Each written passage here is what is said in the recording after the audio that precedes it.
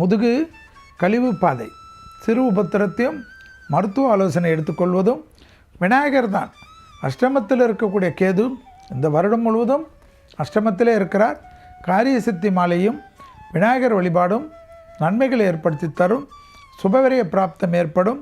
கண்டிப்பாக lottery ticket எல்லாம் திடீரென்று அதிர்ஷ்டம் ஏற்படுத்தக்கூடிய மாதமாக இந்த மாதம் காணப்படுவதனால் திடீர் அதிர்ஷ்டம், திடீர் பண வரவு, பூர்வீகத்தில் இருந்த பிரச்சனைகள் நிவர்த்தி, ரொம்ப நாட்களாக பேங்க்கில் இருந்து நீங்கள் மறந்துவிட்ட ஒரு விஷயம் உங்களுக்கு கை கொடுக்கக்கூடிய காலகட்டம்.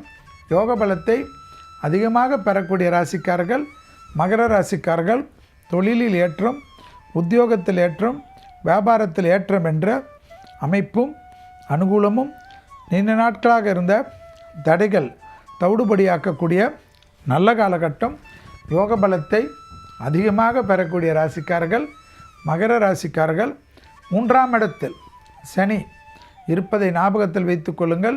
திருக்கணிதம்படி வாக்கியப்படி மார்ச் மாதம் வந்தாலும் உங்களுக்கு மிகப்பெரிய பலவான அவர்தான் என்பதையும் உங்களுக்கு எல்லாவித நன்மைகளையும் தருவதற்கு 2027ஆம் ஆண்டு வரைக்கும் இருக்கிறார்.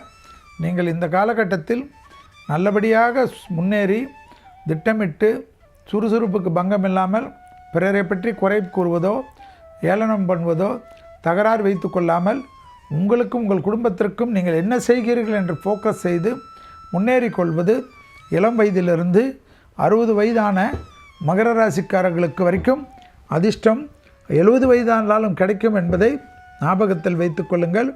யோக பலத்தை அதிகமாக பெறக்கூடிய ராசிக்காரர்கள் மகர ராசிக்காரர்கள். திடீர் அதிர்ஷ்டம் நிச்சயம் உண்டு.